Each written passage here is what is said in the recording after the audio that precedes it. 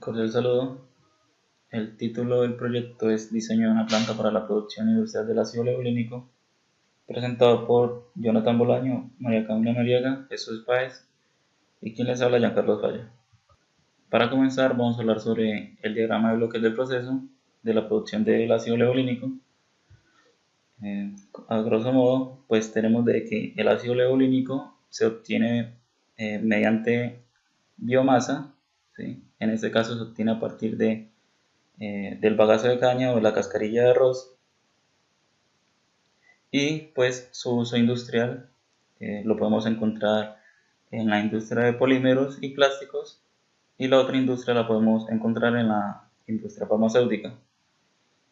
En la parte de abajo pues observamos el diagrama de bloques, ¿sí? Donde se observa que la celulosa en disolución acuosa es transformada en ácido levolínico. Entonces tenemos que la biomasa, la caña de azúcar en nuestro caso, entra a un pretratamiento donde se divide en dos corrientes, una corriente líquida, que es la parte de azúcares, y otra corriente que es sólida, que vendría siendo la celulosa y la lignina. Esta corriente, la corriente del sólido, ingresa a un mezclador al cual se le está aplicando o se le está introduciendo un flujo de agua, ¿sí? Eh, estas dos corrientes son mezcladas, son llevadas al primer reactor, donde se da a cabo la descomposición hidrotermal, el cual, pues una vez dado la reacción, se lleva al separador 1, donde encontramos que la, el separador divide la reacción, los productos, ¿sí? En dos: la lignina más la celulosa, que sí reacciona, la cual entra al segundo reactor, y la lignina más la celulosa, que no reacciona, la saca del proceso. En el reactor 2, ya sea la parte de la reacción catalizada, después de darse la reacción, se lleva al separador 2, donde una vez más se es separado las dos corrientes. La corriente principal es la producción como tal del ácido levolínico, donde ya obtenemos como tal el producto, y la segunda corriente es la glucosa.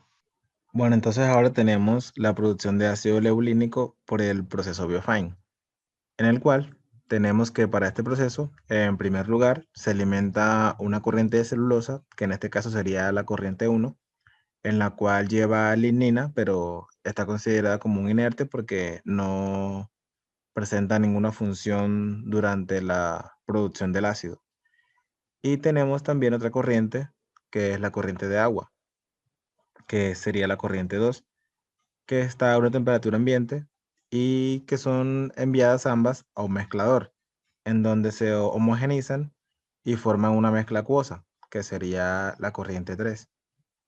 Esta primera corriente de materia prima consiste en 10.000 kilogramos hora de celulosa, y la segunda corriente es la cantidad de agua necesaria para la producción de ácido leulínico, que para esta cantidad es necesaria un caudal de 25.000 kilogramos hora de agua. Entonces, a continuación, la solución acuosa pasa por un sistema de impulsión, donde eleva su presión hasta 21 bar para completar la primera etapa de reacción, y a su vez para precalentar dicha mezcla antes de ser alimentada al reactor. Se hace pasar la misma a través de un intercambiador de calor, donde se incrementa la temperatura de esta corriente hasta unos 160 grados centígrados. Y una vez acondicionada la corriente de alimento del reactor, tiene lugar la primera reacción del proceso de producción de la plataforma química. Entonces, en el primer reactor se produce una descomposición hidrotérmica de la celulosa en ausencia de catalizador, a unas condiciones de 160 grados y 21 bar de presión. En esta etapa, la molécula de celulosa se fracciona en moléculas de glucosa de menor tamaño y se forma a su vez el hidroximetilfosfural, que será abreviado como HMF. También se forma ácido leulínico y ácido fórmico. y debido a la degradación de una pequeña parte de la glucosa que se obtiene, puesto que en estas condiciones de presión y temperatura sean utilizadas en la etapa siguiente, donde se van a producir estos compuestos a una mayor proporción. De esta forma, en el primer reactor se tiene una corriente compuesta de agua, celulosa que no ha reaccionado, HMF, ácido leulínico y ácido fórmico, que sería en este caso la corriente 6. Y el reactor que se usa es un reactor de mezcla perfecta que alcanza una conversión aproximada del 70%. Entonces, a la salida del reactor se dispone un intercambiador de calor para enfriar la corriente producida y aprovechar el calor excedente de la misma para calentar otra corriente de servicio que precise de calefacción.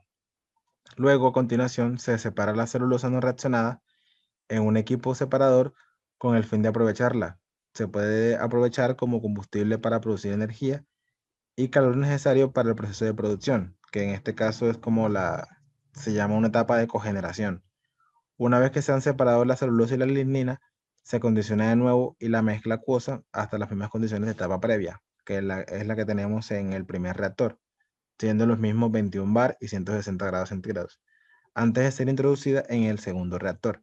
Para ello, nuevamente se dispone de una bomba y de un intercambiador de calor.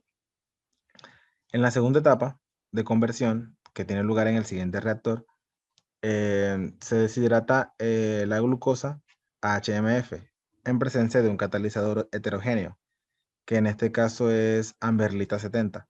Y después el hidroximetilfurfural es degradado a ácido leulínico y ácido fórmico.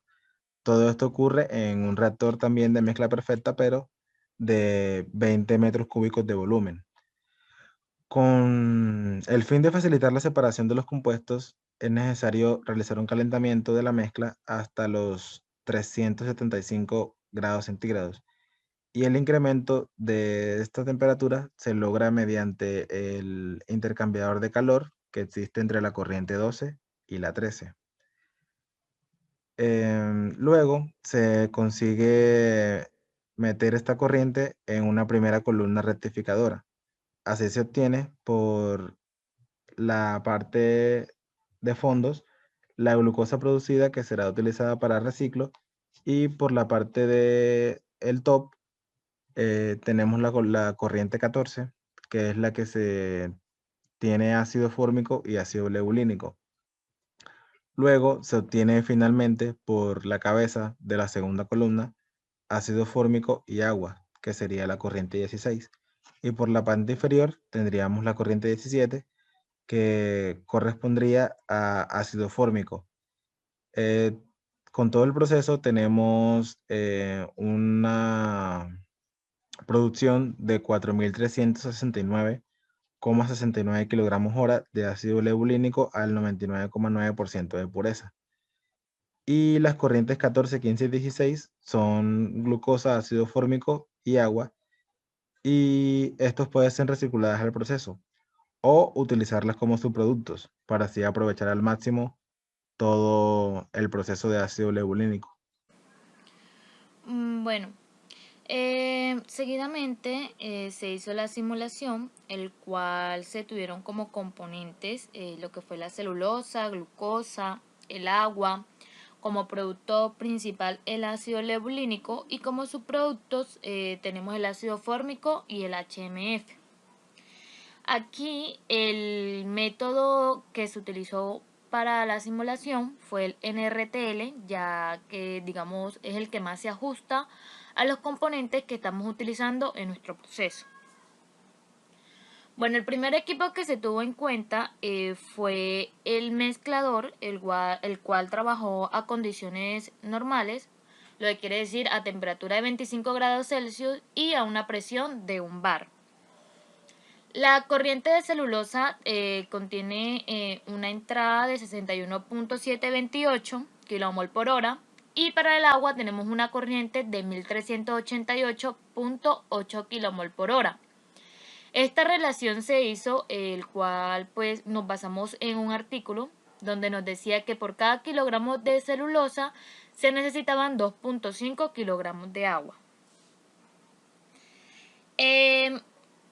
el objetivo principal del mezclador, como ya lo dijo mi compañero anteriormente, pues es formar una mezcla entre la celulosa y el agua, el cual va a salir de nuestra corriente 3. Esta corriente se alimenta a una bomba, el cual su función es aumentar la presión, o sea, pasar de 1 bar a 21.7 bares. La bomba requiere una potencia de 31.6 kilovatios y su corriente sigue siendo la misma de la corriente 3. Luego, la corriente 4 se alimenta a un intercambiador de calor, el cual pues lo que quiere es aumentar su temperatura y dejar su presión de 21 bar. Su temperatura se aumenta de 25 grados Celsius a 160 grados Celsius y de la corriente 5 pues tenemos temperatura de 160, presión de 21, corriente de celulosa 61.728 y corriente de agua de 1388.8. Esta corriente 5 se alimenta posteriormente a un reactor. En este reactor se va a llevar a cabo la reacción. Las condiciones de este reactor pues son las que vienen de la corriente 5, que es temperatura de 160, presión de 21.7. Aquí se tiene en cuenta la fase vapor líquido y se lleva a cabo la primera reacción, el cual tenemos como reactivo celulosa más agua para producir glucosa.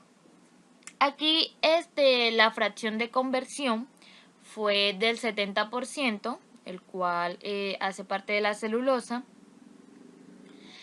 y se obtiene en la corriente 6 la celulosa de 18.51 kilomol por hora, el agua se tiene de 1345 kilomol por hora y se tiene una fracción de glucosa que es del 43.2096 kilomol por hora. Esta corriente 6 se alimenta a un intercambiador de calor, el cual lo que hace es disminuir la temperatura de 160 a 56 grados Celsius. Y las corrientes de este intercambiador, que es la corriente 7, siguen siendo las mismas de la corriente 6.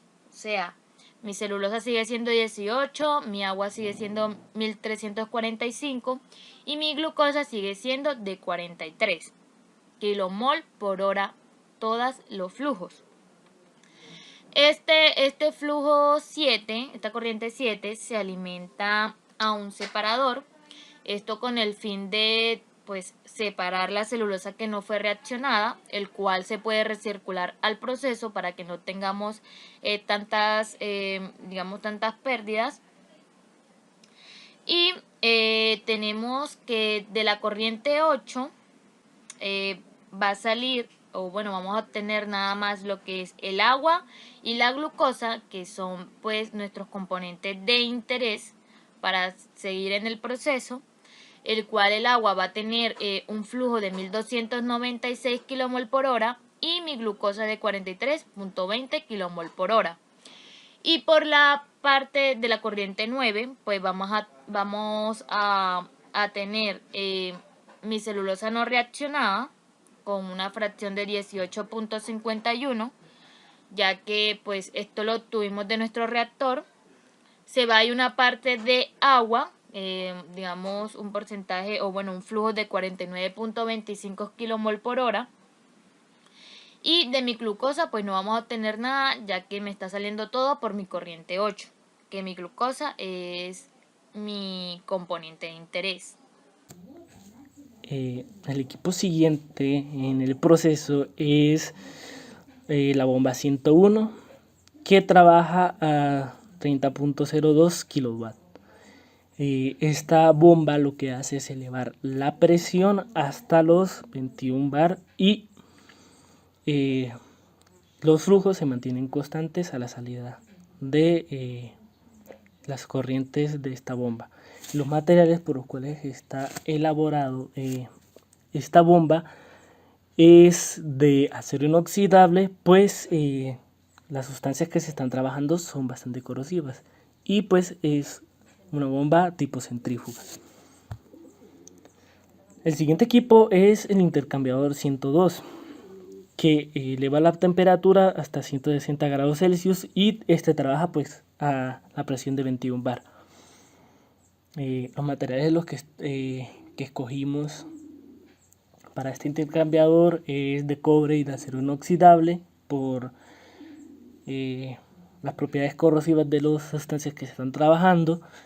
El tipo de intercambiador es de tubos y coraza de cabeza flotante y pues tiene un área de 19.31 metros cuadrados.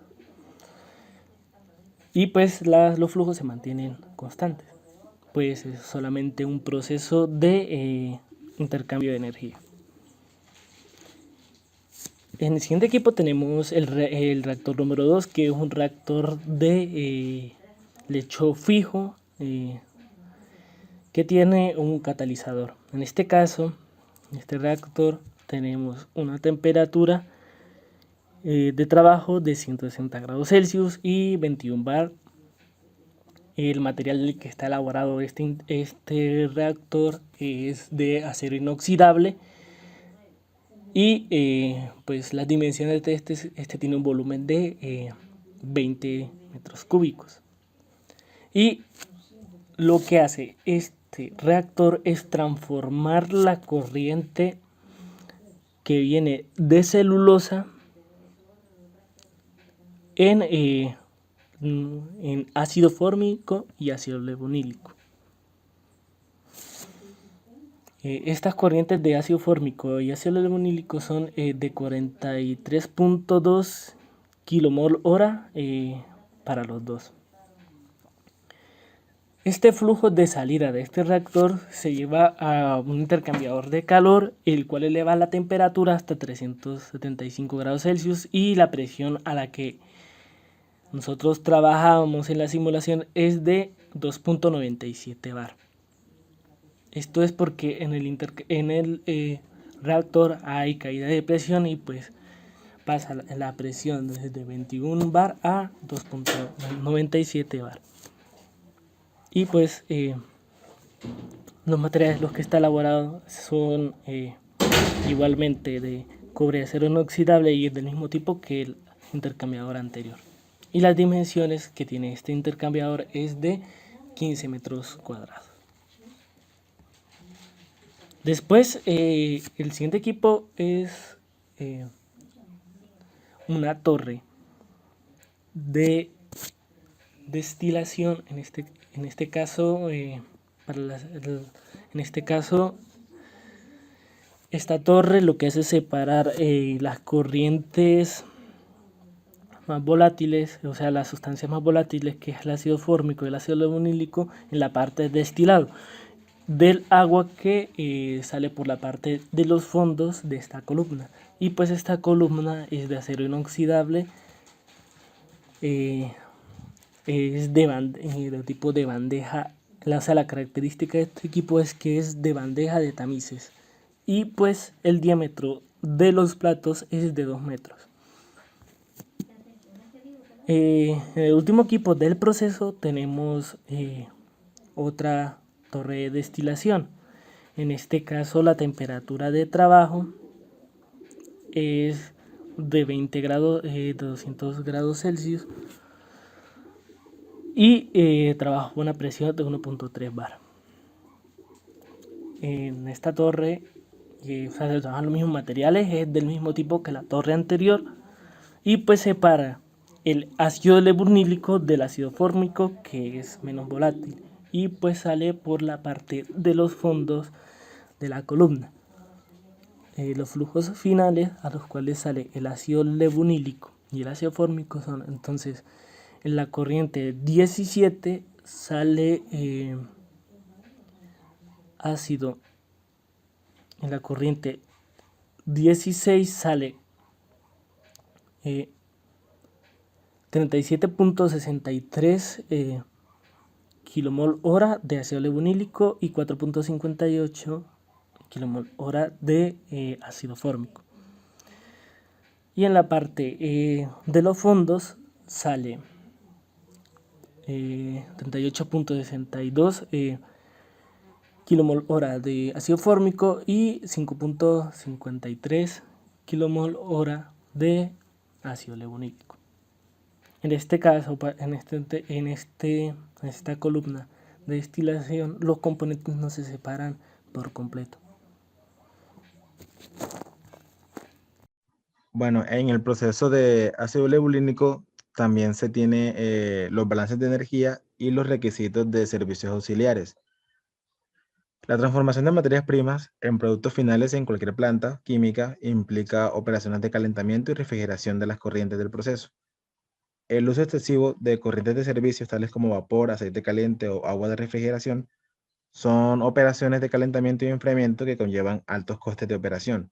Sin embargo, se puede hacer una estimación de las redes de recuperación de calor, por el cual permiten el intercambio de energía entre las corrientes del proceso, con el fin de reducir el consumo total de servicios externos.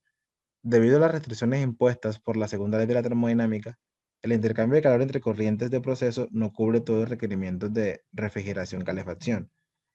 Es por esto que casi todas las plantas químicas necesitan el uso de servicios, con el fin de estimar el requerimiento mínimo de servicios auxiliares en una planta química, por lo que se debe obtener la máxima recuperación de calor en un intercambio de calor. Entonces, aquí lo que se tiene es el resumen de la energía que se gasta y que se genera en todo el proceso con las corrientes de los intercambiadores de calor, teniendo un costo de ahorro de energía de $2 por año. Una vez explicado el proceso de simulación de la producción de ácido levolínico, tenemos la distribución de la planta como tal. Esta se divide en dos partes. La primera parte es la sesión de cuartos y la segunda parte es la sesión de la producción del ácido levolínico. En la parte izquierda de la distribución de la planta tenemos una zona de descarga donde llegará el camión con su respectiva materia prima.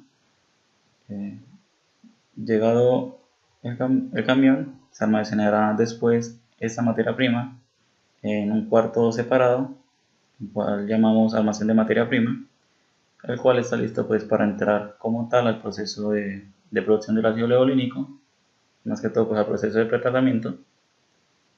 Y ya en esta parte encontramos lo que son los equipos que se requieren para llevar a cabo la producción del ácido levolínico.